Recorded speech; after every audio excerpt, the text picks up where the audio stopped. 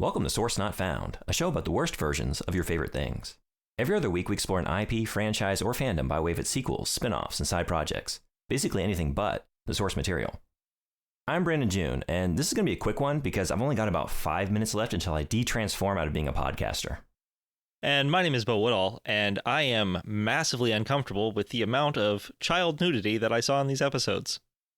Well, what a great... But I mean, it's accurate. But what?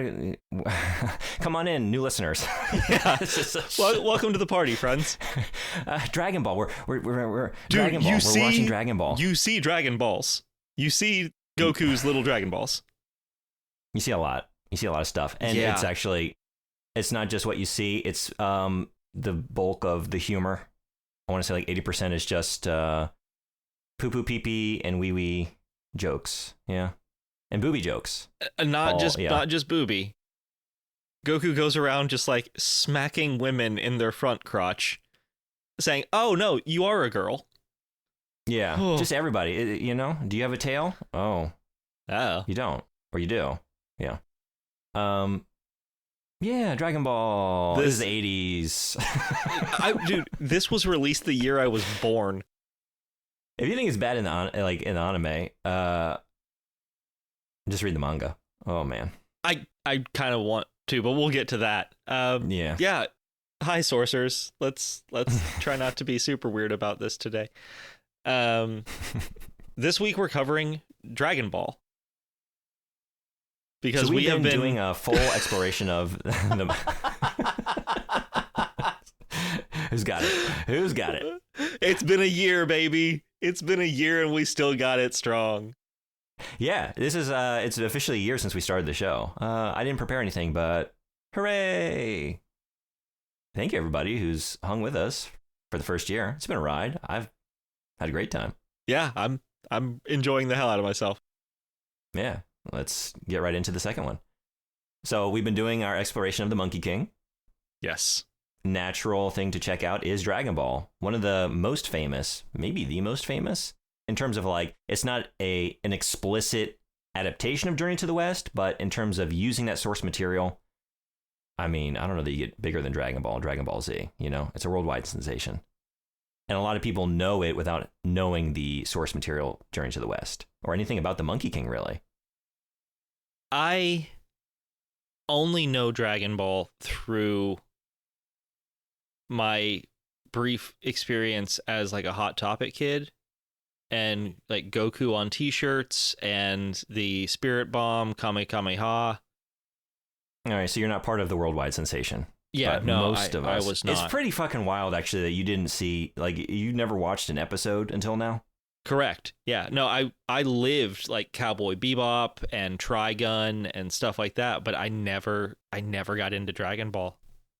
It's not like you're listing random on, like, did you see that by way of Cartoon Network, like Adult Swim? Those shows? Or did you just like... I don't remember. Okay.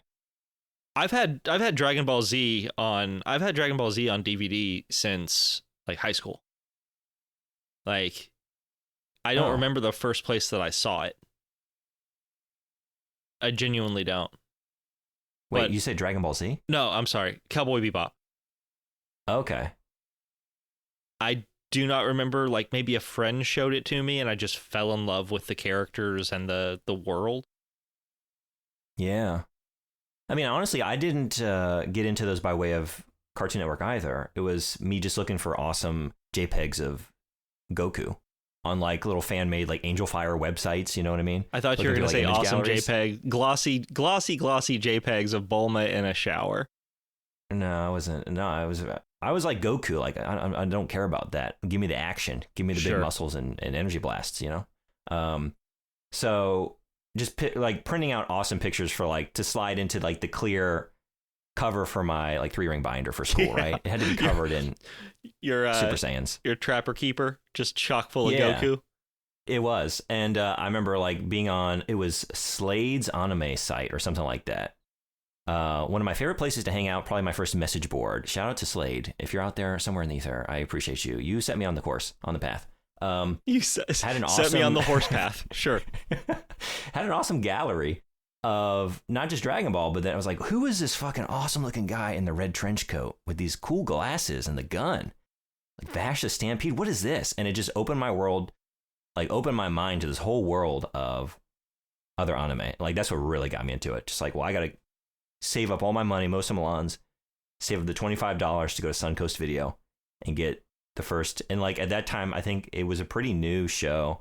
So there were like 2, maybe 3 VHS tapes available. Right. So immediately got those and then just started like every couple months. I don't remember the time frame. Dropping the next exorbitant amount of money to watch 3 episodes in an hour and a half, not even, of content on a VHS tape. For those of us that didn't have access to like proper internet access in that time, it was a very expensive hobby to like anime. Yeah. But so I get like, you know, I came in by way of those shows and then like to see that like those became some of the biggest shows and like the choices for the Adult Swim anime lineup, like I think they just, you know, Western kids, we have things that we gravitate towards. And it is like the Western themed anime, like Trigun, or like Western influence in terms of like culture, Cowboy Bebop, which is way more popular in America than it ever was in Japan. Really? Yeah, I don't like people know it. And it also like I'm getting older, you know, it's not like a top of mind anime. We're going back decades now. But even people my age, like, oh, I've never seen that, or maybe I've seen that character somewhere. They don't know it. It is not like in America. If you list the biggest animes of all time, you know, that's going to be on there.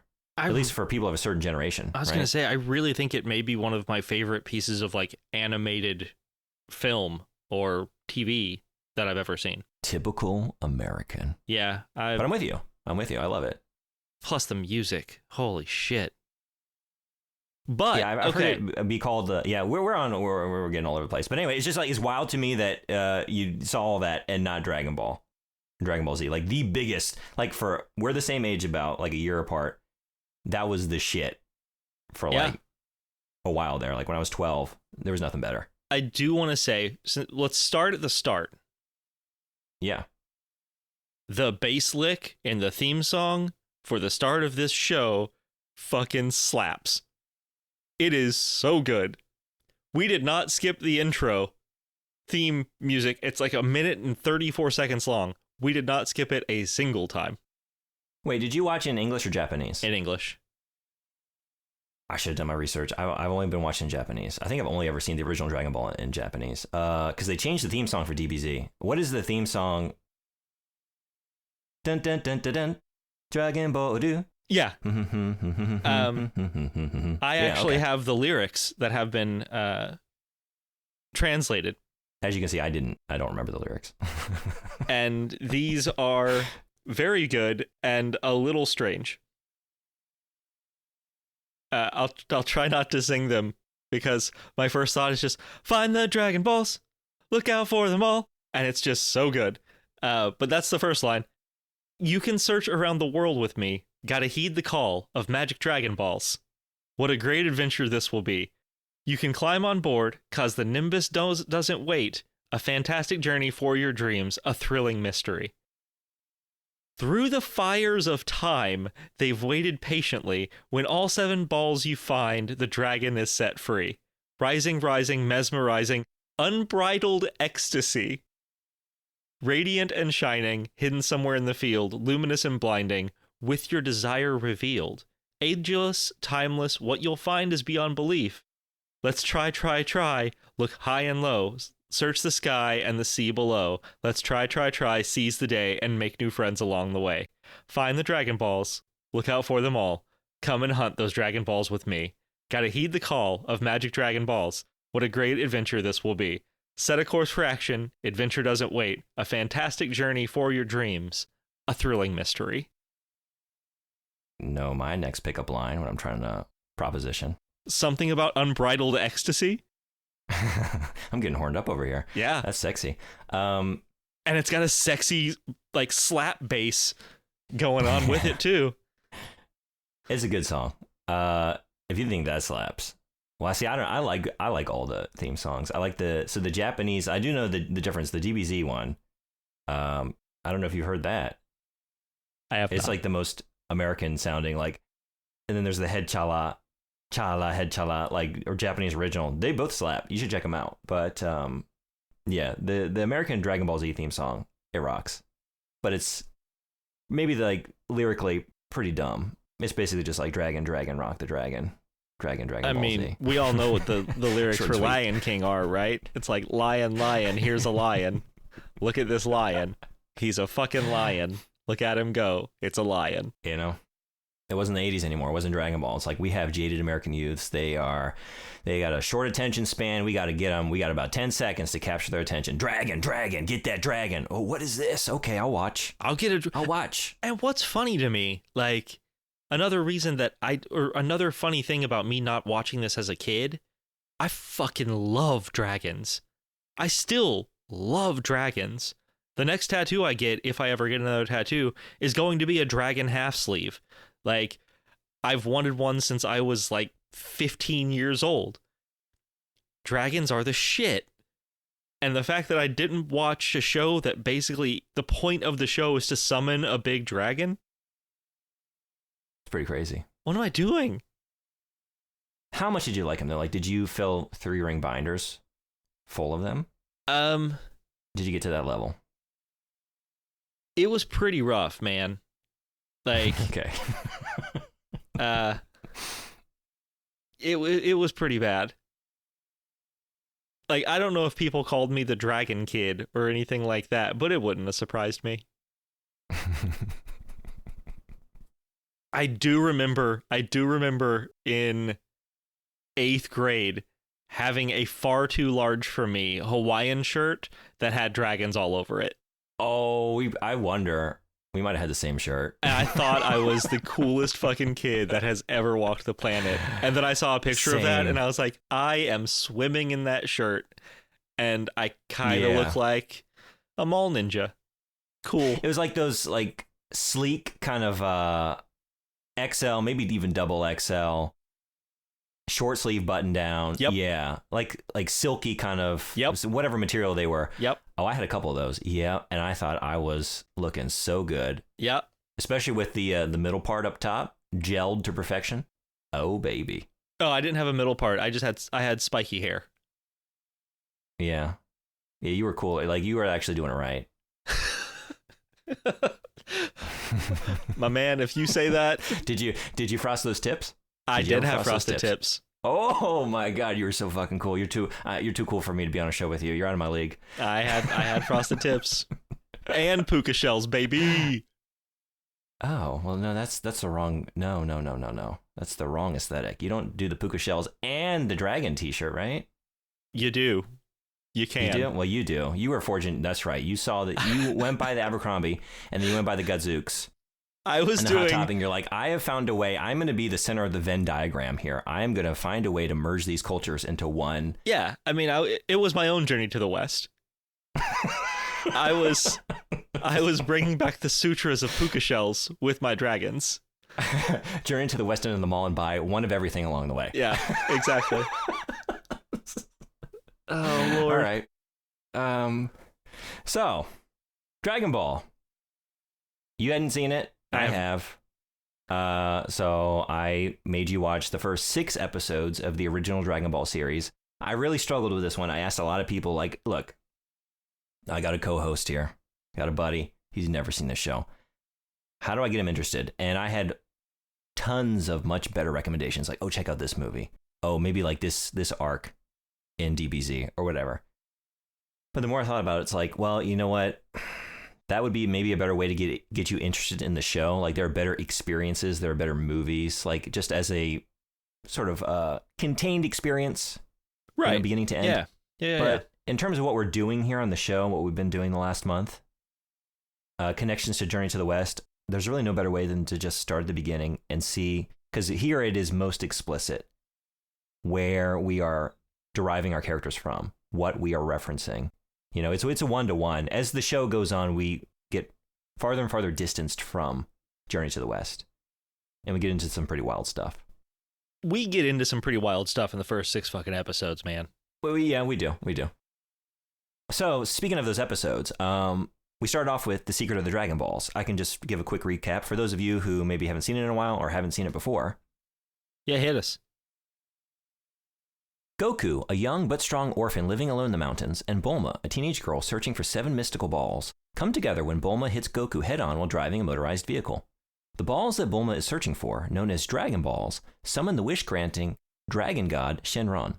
Before Goku's grandfather died, he gave him a Dragon Ball with 4 stars on it, the 4-star ball. Bulma, already possessing 2 of the balls, decides to let Goku join her on a fun adventure, so she can borrow his strength and Dragon Ball. They take off on a motorcycle, but Bulma is abducted by a giant flying dinosaur during a little pit stop. Goku takes out the monster with his power pole and rescues her. How'd you feel just for the first episode, like starting off the series? So I was having a really, really good time. It's cute, it's fun. And then I saw a 12-year-old child's Beepus. And was genuinely shocked. Mm-hmm. And this is maybe just before we do a lot of sexual humor revolving around the female character who, within the world of the show, is 16 years old in this. So we do that. We have to get these things out of the way. Is she only 16?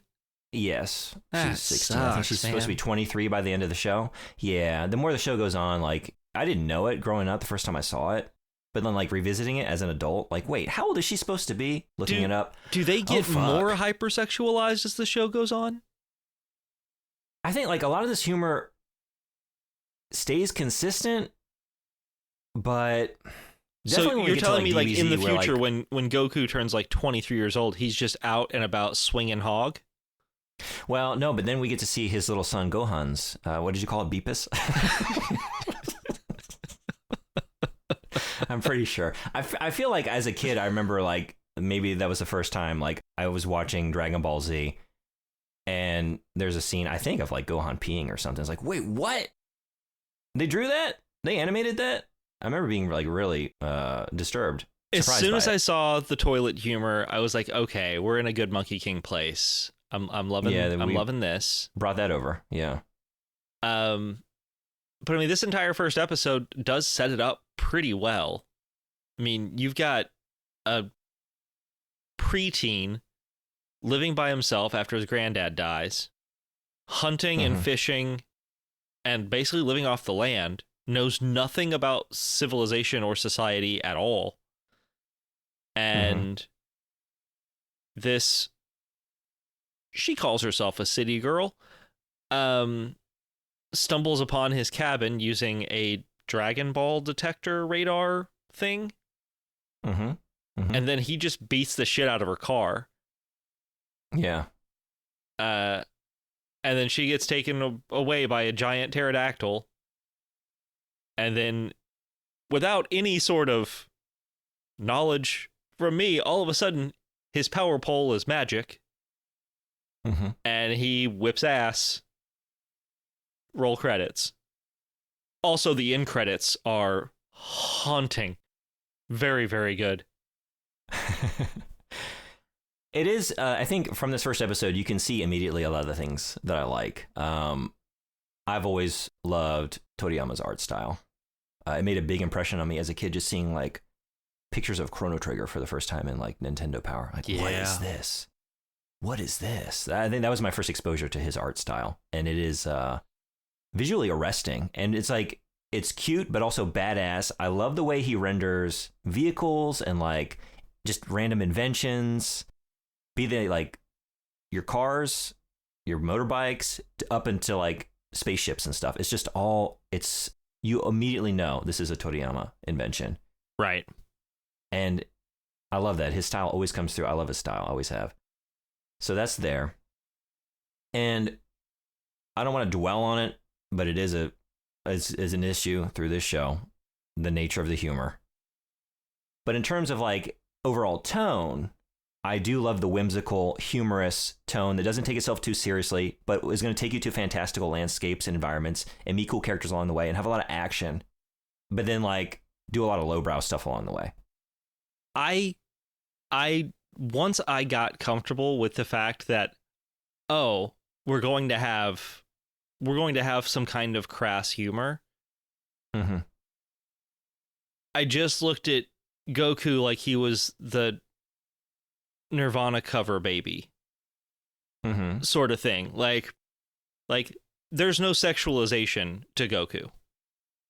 Yeah, I'm not even thinking about him specifically. He is genuine. Like, one of my favorite things about this is they make him so perfectly innocent, naive, and pure of heart that it fits.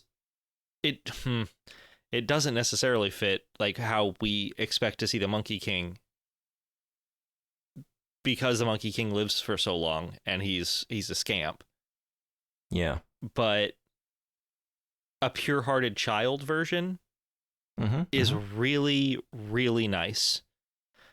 Some of the Bulma stuff, man, that's just really all of it. Like, you just have to, I think, watch it and just pretend like just it's an animated show and we're not going to dwell on it, or just like not engage with it if you can't get past that. But like, if you remember the reality of it, like everything is just so terrible. Like, to just do this humor in the first place with like an underage girl, right? Yeah. And then like you get into her interactions with Master Roshi, like, oh my god, he's just a disgusting predator, you know? Yeah. Even with like Yamcha and stuff. And then like, but then the way that she uses her sexuality to try and like dupe people or like get what she wants. The Yamcha thing was kind of cute. Like, both of them being so ignorant of how actual like relationships, romance, boys v girls works, and it being a constant conflict and explosion of basically like misunderstanding of human emotions and sexuality. That was one of the only instances where sexuality, quote unquote, as a joke worked for me. Yeah, I get that. I think like some of these dynamics, I agree with you. Like, they work and there's a lot of good stuff there, but then like there's these issues, there are these realities of like the power dynamic or the age difference where, it can't work because there's that aspect to it. But wait, if we how were old to is like Yamcha? rectify that, well, see, I don't know. Actually, I should have looked this up. Because I assume, I honestly was an adult. I honestly just assumed both of them were like 18, 19 years old, and I was just going to go with it. Like, they're both legal adults, everything's fine. If that were to be the case, then it is a very cute dynamic, right? Like, especially like, I love his character. Like, he's this handsome, dashing, desert dweller that like, he's good at martial arts. He should be like, he is the object of many people's affection. Yeah. You would think. And then he just cannot function around women, just stammers and like gets the nosebleed or whatever and just collapses into a frantic state. It's fun. It is. We also have to remember that this film took place this TV show started almost 40 years ago. Yeah, and that's the thing I wanted to bring up. Like, to recommend this show, to engage with this show, it comes with a lot of qualifiers. You definitely got to like time and place it and look past some stuff, or just like, if maybe not look past it, but just like understand it, deal with it, and then either like, I mean, if that's a hard out for someone, I get it. I do. Yeah. There's like, this is like a thing with like a lot of anime, I think, where a lot of characters canonically are like often like 14, 15, 16, they're high schoolers, whatever. And yet they're animated, but then in the reality of the show, they're this age, and then they yet get treated as adults and get put into adult situations. And I don't care for that choice. And it happens a lot. And it happens a lot with like extra, like external media, like their depictions on like, I don't know, like posters, wall scrolls, figurines. Like, if I go into like, I live in Japan for new listeners or people who don't know. I often go around to like retro game shops or whatever, and like used media stores, just looking for cool treasures. And I come across a lot of stuff which makes me feel uncomfortable. Like, oh, that figurine of like Rei from Evangelion, that is very suggestive. She is like 14 years old. I don't like that, So I have a hang up about that. I do. I don't care for it. I enjoy the show and I enjoy the world and I enjoy so much about Dragon Ball. In spite of that I can just like, okay, that's how it was, and that's how he was trying to. You can see like he's got like Toriyama has a couple tricks to like try and add levity and derive humor from a situation, and he uses them a lot, and so you see a lot of it. So it's there. Yeah, I don't know, man. Like, I feel like the hyper maturization, I guess. Yeah. Of what we would consider as children is pretty popular in fantasy, especially like what people would consider like Japanese style light novels, where you've got like an academy setting or an isekai or something like that. A lot of the characters are like 14, 15, 16, and they're already getting into what we would consider questionable situations. I just, for me, I, much like how you felt about the Forgotten Kingdom, there were times when I was watching this that I didn't know who it was made for. Because there are times it does not seem like a child's show. This is not a Saturday morning cartoon. I think with a lot of Japanese media, actually, if you go back a few decades, you would be surprised at what, because you think about it now as being a very conservative culture in a lot of ways, especially like in terms of their media and the like stuff that gets censored and stuff that's not allowed on TV, the types of humor that you don't see. And then just go back a few decades, like, whoa, but there was a time where this was more commonplace. And I guess you can make that case for a lot of media in a lot of cultures to varying degrees, and maybe like what, like the specific metrics changes, like the kind of jokes that are made or the kind of like sexualization that is shown, you know, it does change over time. For sure. It was very weird to be watching a TV show that 80% of the time it felt like a show I would have watched as a kid on Saturday morning. But then there were a few moments where I'm like, I am going to see Full Frontal Bulma. And I don't feel super great about that. Or like, it wouldn't have surprised me if instead of like the bloody nose that Yamcha and Master get, they would have just popped a tent instead. Like, it would not have surprised me if that were the case. And it is a very, very strange feeling to be watching a show and letting yourself kind of regress back to childhood, because you're just like, oh my God, this is cutesy and funny and kind of action packed. And the art is very, very cool. And the music's great. Are those tits? Why are they here? Why do we have... She's flashing this man a lot. What is happening here? Right. And then like I haven't broken down that episode yet, but the big plot point there is like trading the panties to get a Dragon Ball. And then later on it comes up like she doesn't have another pair of panties, so she's just running around without panties on, and that's like an issue. No, that's not what happened. Remember, Goku takes her panties off because he's wondering where her Beepus is. Oh wait, I'm mixing up the two, right? She does trade the panties, but then when she runs out, it's because he went fishing for Oolong. Now I'm trying to remember. Yes, she takes off. Yeah. She takes off her panties and casts them into the water to catch Oolong. This is the exact point. There's so many panty jokes, I can't even keep track of which panty situation leads to which conundrum. We've got to stop saying that word. But at one point, Goku like sneaks into her bed to sleep with her because he's a child. And he lays down and his head lays on her crotch, and he realizes there's nothing there. Because I've never seen a woman before. Right. And so he just pats her a couple of times and then takes off her underpants because he doesn't know what's under there because he's a child. And then just doesn't put them back on. And she offers to Master Roshi, I will give you a peek of my underpants if you give me a Dragon Ball. And then she lifts up her skirt, but she's not wearing underpants. Which I'm sorry. Yeah. If I'm not wearing underpants, I know it.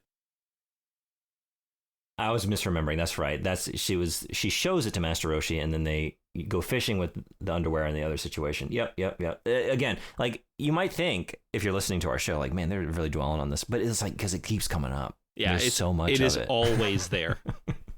Yeah, just wait. Like if we're not doing a scene about like underwear humor, or like I don't know, mixing up the tail with the penis or like that kind of thing, it'll probably be the next scene. Like, there's a lot of it. There's an entire episode about Yamcha being a peeping Tom.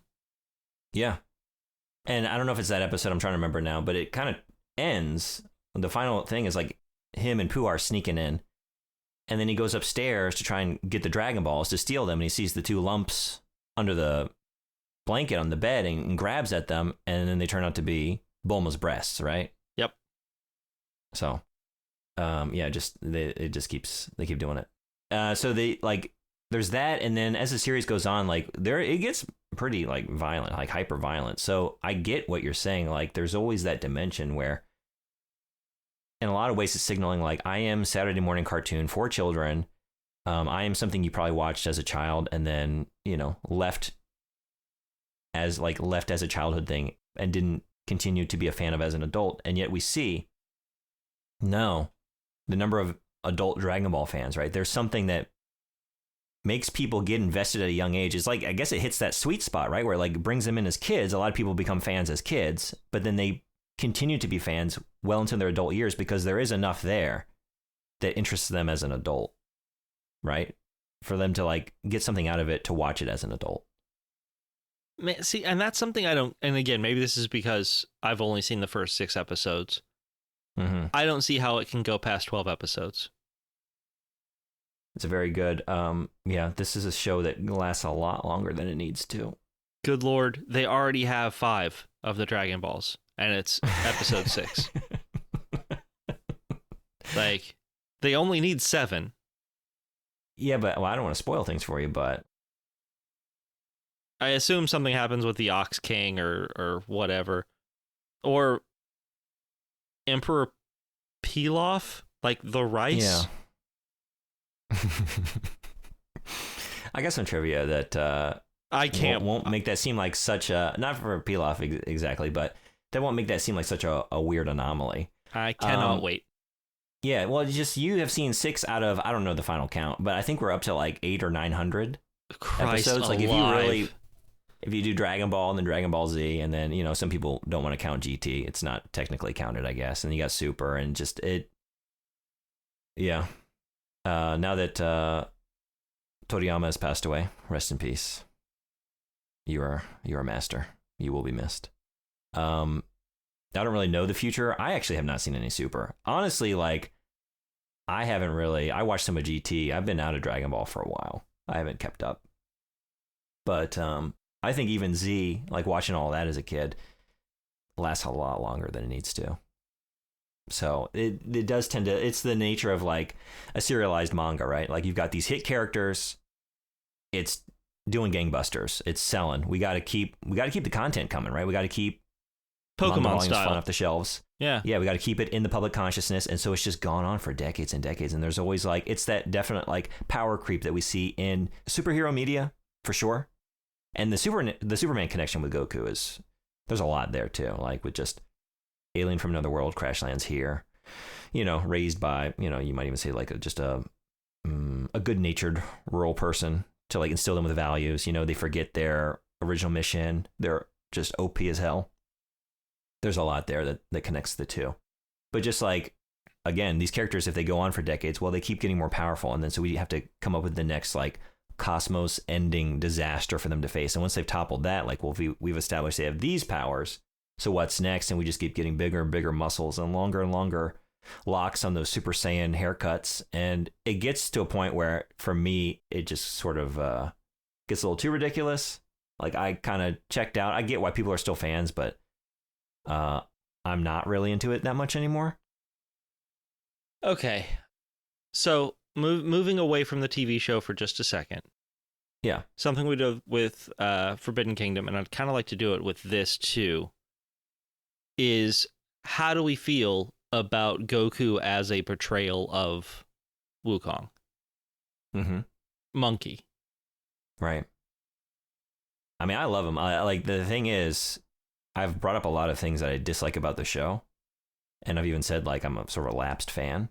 I haven't really felt the desire to get back in recent years with the new stuff.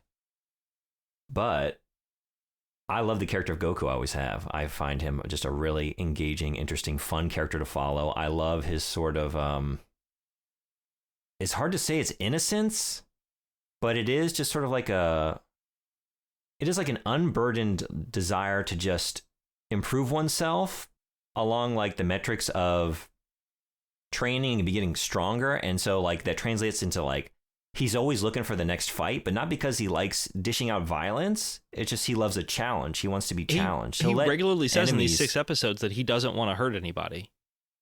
Yeah, but he does. Yeah, he wants to win. All the time, you know? It's almost like he doesn't dwell on that aspect of it. Kind of like the Monkey King, right? It's like, look, I got a job to do. I got to keep Tripitaka safe. I just love mixing things up and getting into shenanigans. You know, it's not even about like causing pain. It's just like part of the adventure, I guess. You know, it's part of like my desire to achieve this goal or get to this place, keep someone safe or make myself stronger. You all are just collateral damage, you know? Because when you really break down like, oh man, the level of violence that Goku has unleashed, you know, in his lifetime, usually for a good cause, but sometimes like unnecessarily, like he's basically just like, hey, I've got a pretty strong enemy over here. What if I made a lot of bad decisions so that you get to like a stronger final form so I can see what that is and then fight that? Because that sounds like fun. Sure. You know? Yeah. But I see like you can feel a lot of Monkey King in that for sure, right? So I have a question other than that, and I want to see if I'm right on this. Obviously, we have Goku as Monkey. We've got Oolong as Pigsy. Mm-hmm. Obviously. Yamcha as Sandy? Yeah. And Bulma as Tripitaka? Yeah. Now, I did have a question. I figured you would get all those. Who's the dragon? The horse dragon that they get transported on in Journey to the West.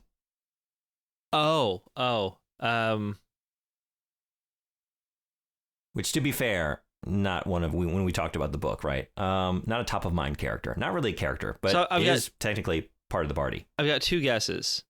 Yeah. My first guess is the Nimbus Cloud. Mm-hmm. My second guess is Dino Capsules in general. That was my thought too, when I was trying to think about it explicitly, because I hadn't really thought about it till now. I was always aware of like, okay, yeah, Yamcha, Fire, Sand, Sandy, right? Oolong, Pigsy, obvious, you know, even in terms of like character attributes and like certain abilities, you know. But I was never clear on like, is it the idea of capsules in general, which I like that take. I prefer that too. I was digging around, and the general consensus, according to the Dragon Ball Wiki, is Puar. I don't like that. Yeah, I don't know. Like, I think it's up for debate, but I did see that take because Puar can transform, and we do have the transformation between horse and dragon. But I mean, so can Oolong. In fact, Oolong turns into an ore and a moped. Yeah. Again, I don't really care for it either. And also, like, just the connection, the more explicit connection to Sandy there. Like, not everything is going to be a 1-to-1. I get that. I think I'm with you. Let's just say it here and now. Let's give this idea the source not found bump. Yeah. Not Puar. Capsules. Just in general. The technology of capsules in general. Yeah. Yeah. I like it. Yep. Cool. Works for me. Okay, good. It was the idea of Bulma as Tripitaka, like, it fits so well. Yeah. Yeah, I wanted to ask, like, what is your take on all these she adaptations of these does characters? Is whine. I know it. And not want to be in any other situations that involve difficulty. Yeah. And Pigsy just wants ladies. I mean, Oolong just wants the ladies, and then he's like, God, I got the ladies, and it's bad, man. It's real bad. They just they want more exercise tapes and more drinks and more. Please get rid of them for me. Yeah, that is a fun. I guess we kind of abandoned the idea of, and I don't think we need to really, like, breaking down every episode we watched. We're just kind of like dealing with these 6 collectively. But the one where they meet Oolong for the first time, and like the setup of like, we're wandering into this town. This town is like locked down. Everyone is terrified by this local demon that's kidnapping the girls. They got to keep him appeased. He comes in these monstrous forms, and then to find out it's just Oolong, just Pigsy. He just has the ability to transform into things for 5 minutes at a time. He doesn't have the strength of whatever he's transformed into. So like, you can still kick his ass even if he looks like a big, strong demon. Yep. He just has the appearance of one, but he's been pulling one over on all these townsfolk and abducting all of these girls. And it's like the dog that caught the car, that's been chasing after the car. Like now he doesn't know what to do. Like, oh my God, they want so many things. I don't know how to keep them happy. I'm way over my head and all this. He caught the car and then realizes, oh, the car needs gas and insurance and there's a payment and I need to wash it. And yeah. That's a fun episode. Yeah. I may just watch episodes every now and again. Like there's no way in a good goddamn that I'm going to watch all 500-600 episodes or whatever. That's asking a lot. Yeah. But it wouldn't surprise me if I crank this back up and just kind of slowly meander my way through a couple of seasons. Because it was fun and cute and definitely 80s. Yeah. And it's it was fun, like, coming back to Dragon Ball after a long time and revisiting characters, like, either they're very young versions, like Bulma. Like, Bulma is a continuing presence. Like, they all continue into Dragon Ball Z to varying degrees. Like, they show up, but most of this party, as the show continues, they kind of get left behind. Like, the show goes other places, and when it becomes, like, more about, like, intergalactic conflicts and stuff like that, they're just not they're not strong enough. They don't come up in battle. So, when the show becomes more about that, they're more like NPCs in the area, But Sure. Bulma is always like a big presence in the show. And it's fun, like, seeing them, like, how they started, and you can see, like, their personality coming through at this age, looking back at little kid Goku, even from, like, the first meeting with him, like, yep, it's all here. Like, just the stuff that he's focused on, and, like, even all, like, Bulma's tricks, like, hey, don't you want to, what if I gave you some panties or whatever? What if I let you see this? Like, then would you do what I want? And he's like, I don't care about that. I just want to eat. Yeah, I just I'm want to hungry. eat and smash stuff with my staff here. Like, I don't care about any of that. And, yeah, I think Bulma, it's a very fun take on, I think it's one of my favorite takes, like, her and Goku on the original characters. Because she has a lot of it, like, she does have the whiny factor, like, she is a lot, but then she's got all these positive qualities too. Like, obviously, Tripitaka was a brilliant scholar, like, based on a really amazing real world person, right?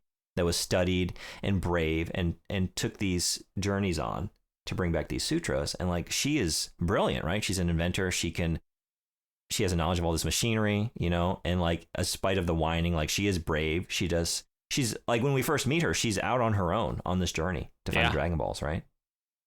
So she's a cool character. So, speaking of characters, I mean, did you have anything else about the show or, like, the plot or anything you wanted to bring up? Because I do have some trivia. I would love to hear the trivia. The only thing that I had really to bring up is that the main antagonist for this arc possibly being Rice Pilaf, kind of we don't need him. Like, I'd rather it just ignore him going after the MacGuffin as well and just have these very episodic conflicts. Like, it'd be fine that way. It'd remain cute. I don't need him. But that's it. That's all I got. Yeah, I think in these 6 episodes, you don't really get a good sense. Like, he's not used well. Neither are his underlings. They're sort of like they almost have, like, the Jesse James Team Rocket vibe, where, like, they just basically get into trouble and fuck things up. And are sort of like the lovable antagonistic goofs, along the way. As we start getting the Dragon Balls together and the full party's assembled and we meet a couple more characters, like the next episode, I think you're going to meet some pretty important characters. Definitely more of, like, a presence. Like, he doesn't come up a whole lot in these first few episodes, but it's so quaint to just come back to the days when, like, our big bad was Pilaf. Are you kidding? Wow. It's just, that's adorable. Compared to, like, an existence compared to the places we go, ending, supervillain. Compared to, like, one-on-one battles. Yeah, where we're just going to have, like, several forms of, like, the strongest thing you've ever seen, and the battle itself is going to take, like, 15, 20 episodes, Just crazy shit. Yeah. Well, so, we've been talking characters. Again, explicit connections to Journey to the West. So I tried to just find the most interesting fact or two about each one. Some of them are better than others from the Dragon Ball Wiki for our main party members. Okay. So just a couple little fun things. So Goku. In Japan, Goku is sometimes rendered as, I'll just read these out letter by letter. So Gokuh or Gokou in promotional material such as toys and figures, mainly as a way to make him stand out from other Japanese adaptations of Sun Wukong. However, the latter spelling would make this pronunciation different from its intended one. Much of that was a neat fact that, we have so many adaptations, in Japan and just like this area of the world, right? Like we've talked about this on a previous episode. Much better known, the source material, the mythos, in some regions of the world than like us in the West, where a lot of us may live our whole lives without ever really even being presented with the folklore, the mythology, around it. Yeah. In the Japanese version, Goku's voice actress, Masako Nozawa, also voices every biological male relative of Goku, with the exception of Raditz. I didn't know that. That's really cool. Yeah. It is cool. Like, I did know, like, if you watch Dragon Ball in Japanese and then DBZ all the way through, like, it's still her. She's been doing the voice all these years. Some Nancy Cartwright stuff. Yeah, exactly. Bulma. Bulma was originally a parody of a character from Journey to the West, like Goku was as well. She was adapted from Xuanzang, also called Tripitaka, the monk and the main protagonist of the novel. Like in the original novel, she leads the band of 5 consisting of herself, Goku, Oolong, Yamcha, and Puar, again, contested by source not found. We're going to say capsules. I don't like it. No, thumbs down. Each an adaptation of a Journey to the West character in search of the Dragon Balls. Despite Xuanzang being a male, Bulma being a female follows a tradition in Chinese opera where the role is performed by a female actor. It's also worth noting that in recent Japanese culture, it is also quite common for Xuanzang to be portrayed by a woman, if not at least be portrayed as an effeminate male, which dates back as early as the 1978 drama Monkey. So I actually have an interesting little thing. We're playing Black Myth Wukong right now, which is why we're doing the Monkey King stuff, right? Yeah. I was unaware of this because there has been some political backlash about the lack of inclusion and diversity in Black Myth. But there was an article I read, and this could be incorrect, so please correct me if I'm wrong. Come at me. That the gender disparity at all in language is relatively, quote unquote, relatively recent. Like, for a while, everything was just he. There was no he and she in literature.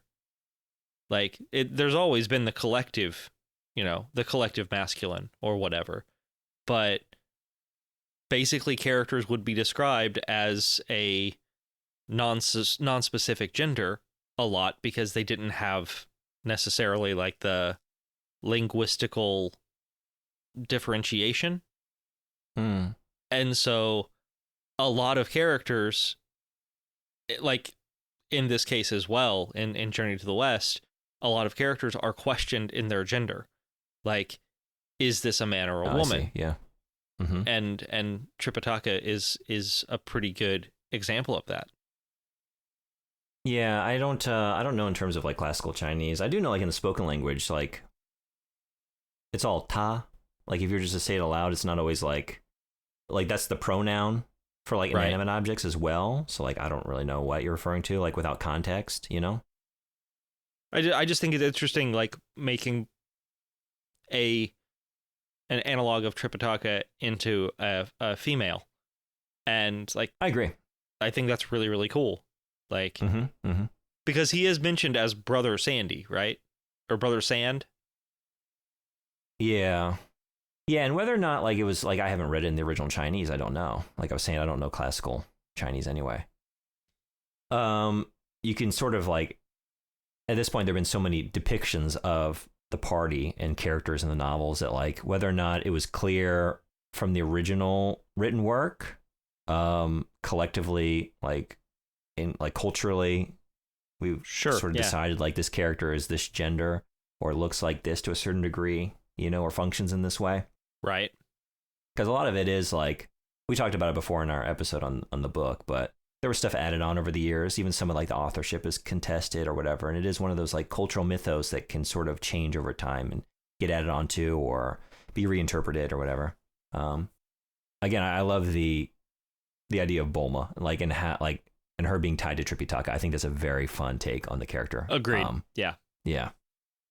Going on to Pigsy, Oolong. Coincidentally, regarding Oolong's inspirations from Journey to the West, he shares the same seiyuu, so like a voice actor, Naoki Tatsuta, as Ju Bajie from his portrayal in the PS Journey to the West game made by Koei, the PlayStation. So we got a connection there in voice actor. Also, Oolong's Japanese voice actor voices another animated pig, Porky Pig, in the Japanese dub of Looney Tunes. Oh, very cool.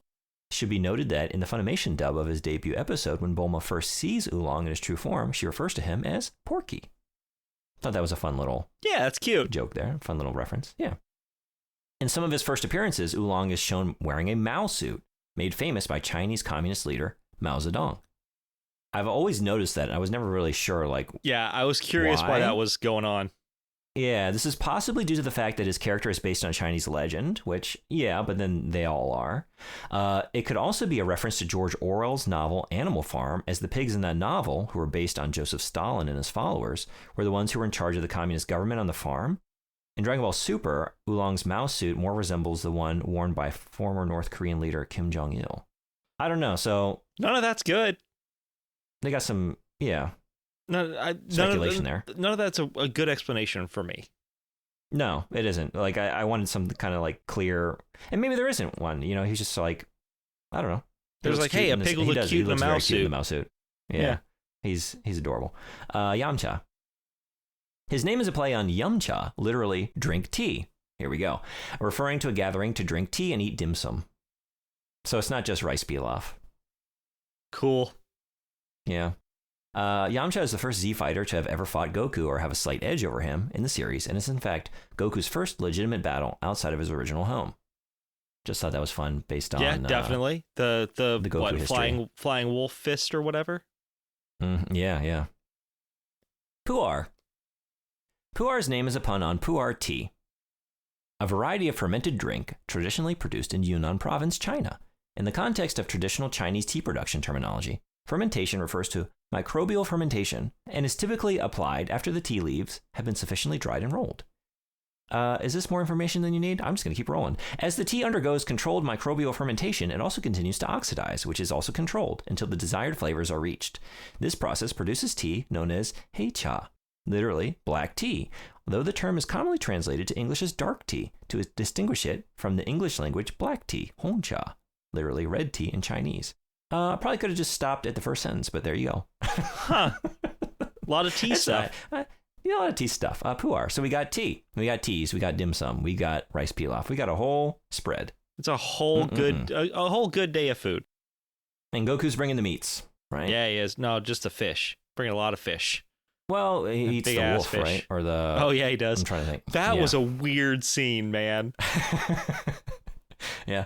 It's like watching Roadrunner eat Wile E. Coyote or something, or vice versa, and you see them alive being cooked, and then in the next scene you just see their bones. Yeah, it is crazy because, like, obviously it's like a kind of scary, enemy character, but like drawn with a certain level of like, it's still like cute, and it's still like, oh, this is a children's show, and then like you're saying, like, oh, and now we've killed it and we've eaten it. Yeah, there it is. So here's again contested. Pu'er is based on creatures from Japanese mythology, as well as a shape-shifting character from Journey to the West. These creatures have the natural ability to fly and swear allegiance to whoever saves their lives, similar to Pu'er's relationship with Yamcha. No, that's crap. It's garbage. Get out of here. Still going Capsule. Not to mention the fact the dragon didn't have the shape-shifting ability naturally. He was turned into a horse. Yeah. Although I guess like for all of them, right, they were like just cast out of heaven and then turned into demons and then reformed. Guanyin comes by, beforehand. Right, but I mean, like, there were a lot of them that had that were able to learn transformations. Monkey and Pigsy being two of the most formidable of Transformers.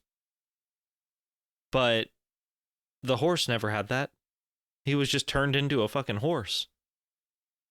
Yeah, I think it's really just the desire to like, oh, we have such clear 1-to-1 for the rest of the party, but we've got this spot, this blank spot, and who do we fill it with? And this is the best we got. But I think we capsules. Got it. It's capsules. Just pop a capsule in there. Capsules. The capsule expands to any size. It can fill any spot. It's capsules. It's definitely capsules. It's capsules. I love capsule tech. I think that's such a fun part of the show. We didn't really talk about it, but I mentioned my love of the vehicles, inventions, and I just always love that. Like, just throw this capsule out and they got a house for the night, or they got a vehicle to ride in. I always thought that was such a cool idea. Right. Well, I mean, it's like the pill that Lilu puts in the microwave in Fifth Element, and all of a sudden she pushes a button and out comes fully cooked, like, Thanksgiving dinner. Just anything that involves a capsule always seems fun. Yeah, I just like in stuff like that, or like the Jetsons or whatever, like future worlds where we always eat by capsule pill based or something like that, right? But just no, we got a motorcycle in there or a house, like an RV. I think that's very fun. It's fun. It's a fun show, Like, there's stuff to criticize for sure. It goes on years longer than it probably should have. But in the midst of that, if you like look for the good stuff there and enjoy the art and the vibe of the show and some of the adventures, man, there's a lot to like. I sourced it as a kid, I kind of have fallen off in recent years. I've just kind of had other interests, and with, there are only so many hours in the day. And these days the sheer backlog of like other things I haven't experienced with like movies, books, games, or whatever. Like, I just haven't felt the need to make the time for like Dragon Ball Super. But I will probably keep watching. Yeah. I'm not gonna binge the hell out of it or anything, but don't do that. I'll continue checking it out. Next episode is just me like, hey guys, I haven't heard from Bo. I hope he's okay. If anyone has source not found at gmail.com, please reach out. I don't know where he is. I hope he's okay. I show up, my nose is bleeding, and I'm just like, I saw a boob. Tried to mainline 500 hours of Dragon Ball. Just because there's like 20 something movies too. It's not just even the TV show, right? And there's no way, man. There's just so much. There's no way. So much. Yeah. But it would maybe at some point down the line we check back in. Maybe we get you on that DBZ, the real shit from that's what got most of us to be fans. Seeing that at like 11, 12 years old, Yeah, I would like to at least get that far and see what all the hubbub is about. But until that day comes, that's my take on our take on Dragon Ball. We would love to hear yours though. Yes, please email us at sourcenotfoundpod. Yeah, that's what it is. Man, it has been. I'm still so uncomfortable about the whole Bulma thing that my brain just froze for a second. sourcenotfoundpod@gmail.com. Source Not Found Podcast on all of the socials. We would love to hear from you. All the time. All those good times. Next episode is our Monkey King conclusion with Black Myth Wukong. Brandon, how you feel, bud? Oh, I've been beaten and broken and bludgeoned and battered, and that game is kicking my ass, but I'm loving every second of it. The amount of times I've had to get up off the couch and dance with Monkey as I play the game, like controller in hand, bobbing and weaving and ducking and diving. I think it's an exercise by itself. So you're like doing that thing that like all, I don't know, like TV shows and movies in the 90s did. Every time they showed kids playing video games, or they're just like wildly, moving the controller around. Like I'm really bad about it, man. Yeah. You're one of those, huh? Okay, yeah. I haven't gotten there yet. Mine is more just like a... okay, fine. Damn it. If I'm doing any movement, it's just shaking my head or just a face palming like, I can't believe that motherfucker got me with that kick again. My heart rate skyrockets and I have to start moving. Yeah, I get it. So that's what we've been heading towards this whole time. That is the capstone, the finale, the big conclusion to our journey to the West. And this month for patrons, if you're so interested, we're going to get away from the Monkey King for a second and just do Oops All Primates. We are doing a primate bracket attack to judge who is the best primate in movies and TV / possibly video games. We started getting there a little bit with the game. I'm trying to remember which episode we did this on, but you kind of hit me with like some of our favorite Monkey King adaptations. Yeah. Or like different monkeys in media. So we're gonna get a little crazy with it. We got some fun picks already. I'm excited to see who gets, I don't know. The golden banana. Who's gonna be King Kong? What? I don't think it'll be King Kong. Well, I just meant, I don't know what you call the top ape spots, the top primate. Oh, golden banana. Golden banana? Golden banana. Golden banana's pretty good. Works for me. Or just monkey. Translated by Arthur Haley. Whaley. Fuck, Whaley. Damn it. Oh, I had it, man. I had it. I lost it. Fuck. Oh, I think we're going to have a problem here because my bracket, I designed my bracket around the Julia Lovell set of monkeys. You motherfucker. Anyway, that's going to be a lot of fun. I'm looking forward to it already. Anyone that hasn't jumped in as a patron before, we occasionally have some very fun brackets we do. We've had barbecues. We've had dads. We did Magic the Dad Ring. We did Most Beautiful Consoles, although that was main feed, I guess. But yeah, it was. I'm ready to monkey around. I'm going to guess, Brando, that your Twitch right now is mostly monkeys. It is. We just had our final fundraiser, so anyone that contributed to that came by. Thank you so much. We had a few fundraisers on behalf of one of our community members who, she suffered some hardship, so we were raising some money to help her out. It went really well. We've been doing a thing where I play the original Resident Evil and then the Resident Evil remake at the exact same time. Anyone who donates gets to use a switch command. You basically drop switch in chat, it triggers a sound alert, and I have to immediately switch to the other game. So I've been playing them simultaneously. It's made for a lot of confusion and general shenanigans and a lot of fun. And we're going to keep doing it with 1, 2, 3, and 4 because you can do the original and the remake for all those games. But aside from that, a lot of Black Myth Wukong. Yeah. So just out of curiosity, because I know you well, how's your just general spatial recognition and memory going when it comes to those two games going back and forth? Yeah, it's a lot of, okay, I need to go do that. Wait. No, I did that. No, I did that in original. Wait, which one am I playing right now? No, I'm on remake. Okay, so I haven't done that yet. Oh, fuck. I just died. Okay. That's the that was my expectation. Yeah. Yeah.